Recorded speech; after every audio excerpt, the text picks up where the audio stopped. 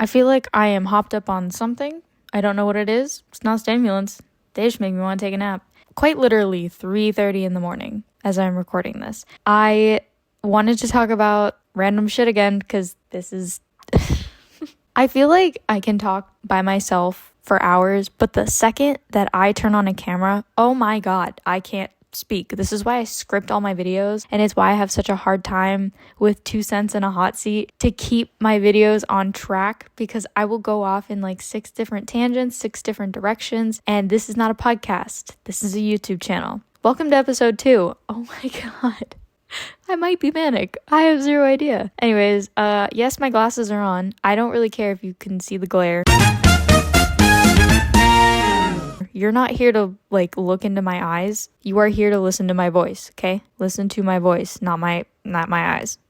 I have some things that have been on my mind.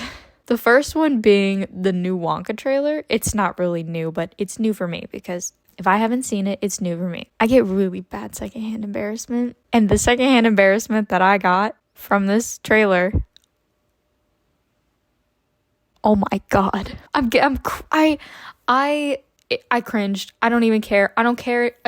Sure, cringe culture is dead, whatever. I care because I cringed at it. I cringed so hard. Where is the whimsy? Where is the artistic charm that is Wonka? Where is it? Because Mr. Timothée Chalamet does not have it. He does not have the whimsical, almost childlike sense of imagination required to play Wonka. He doesn't have it. Gene Wilder had it. Johnny Depp had it. We're not going to talk about Johnny Depp for much longer, I promise. Anyways, he does not have the it factor needed for Mr. William Wonka himself. William Wonkamison. And I get that it's like an origin story for him, for the character anyways, but it's not working. And I thought to myself, out of all of the people, all of the guys that auditioned for this role, the best you got was Timothée Chalamet? I know you're fucking lying right now, okay? I know you are lying. There are so many other dudes that could have... David Harbour in the trailer was fantastic though. Love that guy. I went, oh my God, Hopper's in this movie. Because he plays like the exact same character, except, well, we all know what happens in season 4 of Stranger Things. If you don't, I will not spoil it this time. I'm being so benevolent right now and not spoiling Stranger Things season 4 part 1 or 2. I'm very excited for season 5. I just feel like Hollywood is not casting very well anymore. I'm not a casting director. I'm not a casting agent. I don't work in media or entertainment unless you count YouTube. I count this as a hobby to pass the time. But even I was like, really? Really? Here's the thing. In media, you ask your audience to suspend their disbelief. And a lot of us in said audience are willing to suspend a lot of disbelief, especially when it comes to like sci-fi movies and fantasy movies. You know, we're willing to put that aside for a long time. Why does this always happen to me?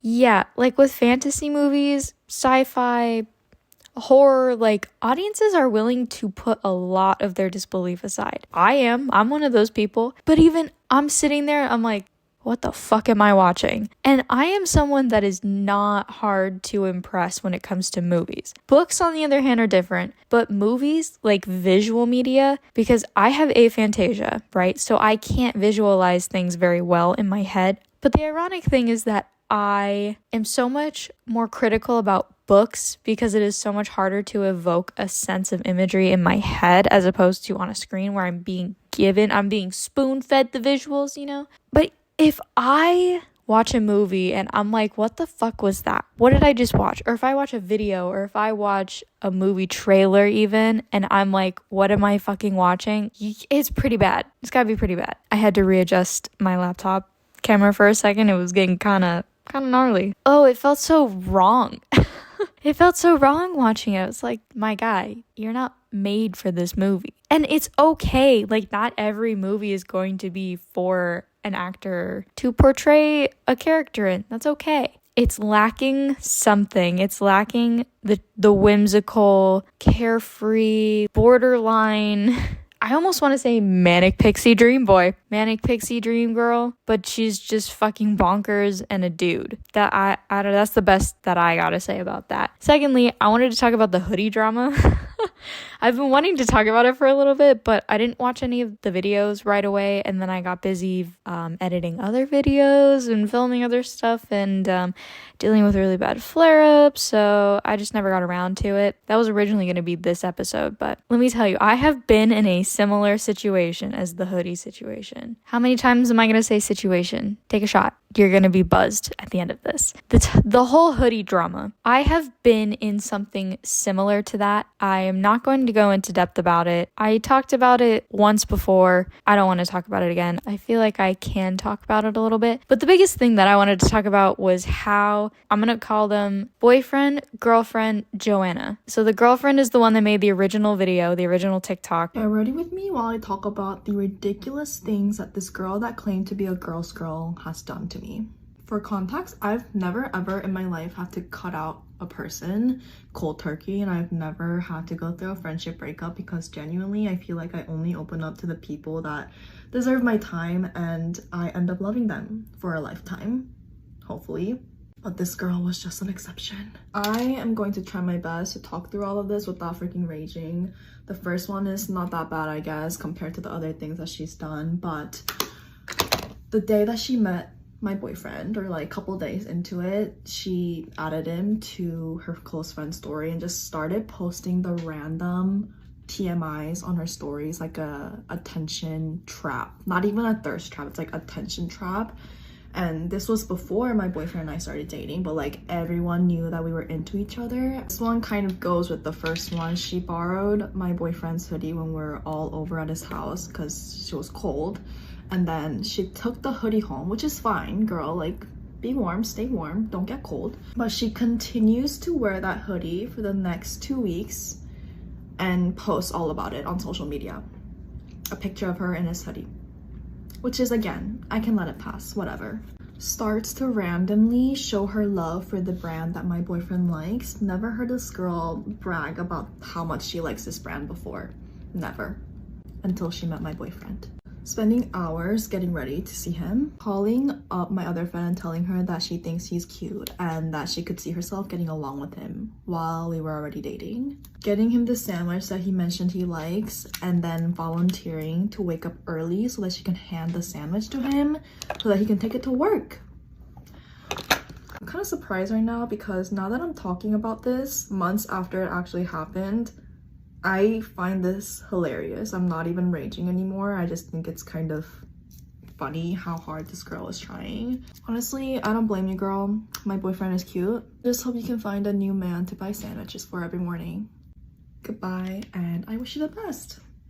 Okay, and then there's Joanna. Let me just clear up some misconceptions that people are having online about me. So I don't know if you saw the video yet, but there is a video about a girl talking about why she ghosted a friend and the reasons behind that. And I am that friend that's been ghosted. And it's just so baffling to me that I had to find out this way when I have reached out so many times, desperately asking you what was wrong. The points that were made in this video, 3 points that I remember. Close friends, let's start with that. She's saying that I was trying to get at her boyfriend, whatever, because I added him on my close friends. First of all, close friends don't mean a lot to me, and it was not only him that I added, it was everyone that I met that night. We met at a club together on my birthday, and she whispered to me thinking that there was a guy over there that she thought was cute. As her best friend, I'm gonna play Cupid. I went to him and I was like, hey, my friend thinks you're cute, you guys should chat it up. They chatted it up, ended up going well, so we went back to his apartment with him and his friends and me and my friends. So we all kind of became like just comfortable with each other. And obviously if I'm comfortable with you, I'm just gonna add you to my close friends. It's really not a big deal.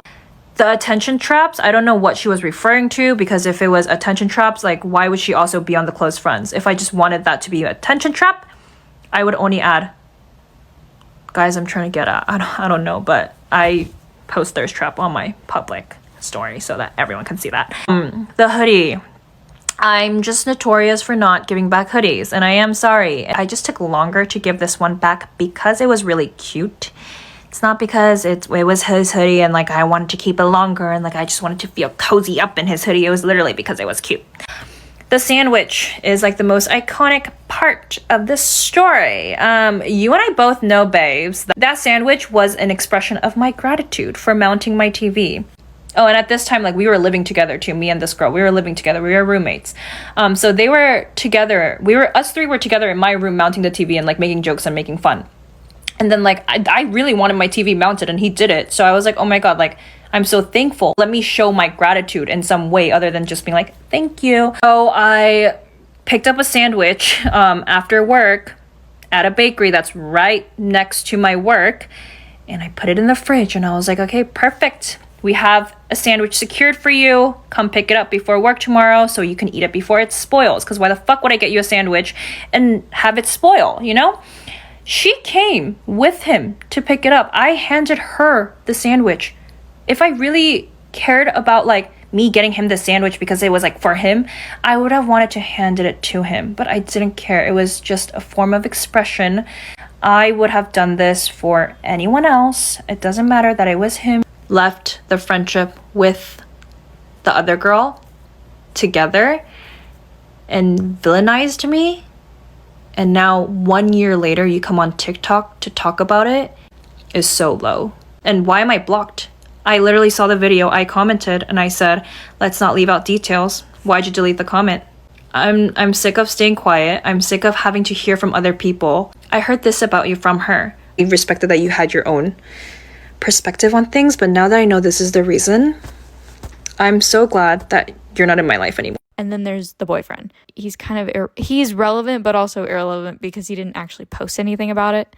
He's only relevant because he was the source of the two beef between the girls. Okay, so Joanna says that when she and the girlfriend were out, this is the same night that they had met. The same night. As in, girlfriend and boyfriend did not know each other. They were not like this. They were like this. They were acquaintances at the absolute most. And that's when Joanna gets the hoodie. Now, Joanna says that she is notorious for not giving back clothes. She is a hoodie stealer, which already would irritate the fuck out of me. That's a personal grievance. I really hate when people do that. Okay, like they weren't even together at that point. So it's like, okay, whatever. The rest of it is definitely sus. I will say the TV mounting sandwich thing was not the most sus thing about it. I was like, okay, isolated, the Joanna getting the boyfriend a sandwich is fine on its own. And honestly, that's how I show my gratitude a lot of times is I bake a lot of food for people. I cook food for people. I bake food. I do things for other people. So I can understand why a girlfriend might have... I feel bad that I don't know the girlfriend's name. Whatever. I'm not going to go look it up right now. So the sandwich incident in and of itself, isolated, fine. The hoodie thing, isolated, fine. The girl, Joanna did post a video about styling a black hoodie, but here's the thing. We don't know if that was the boyfriend's hoodie or not. I don't know if it was, even though I heard through the grapevine, and this is all allegedly, she supposedly liked a comment about it being the boyfriend's hoodie, but I think that was meant more as a joke than anything. But also, and the adding to close friends thing is not strange considering that boyfriend, girlfriend, and Joanna had just met that night. And she even said, like, I add people to my close friends all the time. Like, if I wanted to post attention things, I would do it on my public story. Yeah, okay, that part makes sense. Everything else, though, like, if these were isolated events, are fine. But altogether, it's looking pretty sus. It's looking pretty sus, Jay. It's looking pretty suspect, Joanna. But anyways, I just think that this drama is really stupid, and I'm probably because it reminds me of my own drama that I went through like my senior year of high school, and that's fucking stupid. Stupid. Like, why are we fighting about a man in the first place? No man is worth fighting over. I don't care if he's Pedro Pascal. He's not worth fighting over. I don't care if he's Jeff Goldblum. He's not worth fighting over. I don't care if he's Callum fucking Hood. Okay, maybe he is. Let me just out myself. If he's... Now that was going to be a bold-faced fucking lie. I was about to say if he's Hosier. No, I'll fight over Hosier. And I don't even have a celebrity crush on Hosier like that. I just really admire him for his lyricism. I would fight fisticuffs over Hosier. Not like that though. I would for Callum Hood. He's also been my celebrity crush for like 10 years, 10 or 11 years at this point. So, you know, is that bad to like have the same celebrity crush for like 10 years? Is that weird? Because I was never really a One Direction kind of girl. I was a Five Sauce stan through and through. Clearly, I say as if there's anything around me that could indicate it. I have the tour shirt from Sounds Live, Feels Live. In my last Makeup and Mumbling, I mentioned getting the Five Sauce shirt. I also burned a copy of Sounds Good, Feels Good Deluxe onto a CD because I couldn't afford to buy the album when it came out when I was like 15. Was I 14? 14 or 15? I think I was 14 because it came out. Yeah, I was 14. I was almost 15 because it came out in October of 2015. Oh my God, I was so excited. Anyways, the whole hoodie thing, I'm like, it's not worth fighting over. Like, okay, I saw pictures of the boyfriend. Yes, objectively, he is handsome. I get it. I understand. But he's also a man. Why are we fighting over men? We are better than this. Anyways, that's all I wanted to talk about this time around. Those have just been like the main two things on my mind lately. I guess maybe a third thing is like Callum Hood. That man is so fine, and I got nothing more to say about that. Also added Jeff Goldblum to my celebrity crush list. That's really all I gotta say about that. I like these little snap commentary things. I think they're fun, which is why I do them. Thank you all so much for watching, and remember, get off your phone, get some water, go to sleep, go outside, and have a fantastic day, night, spring, summer, fall, and winter, wherever you are. And I'll see you in the next video. Bye!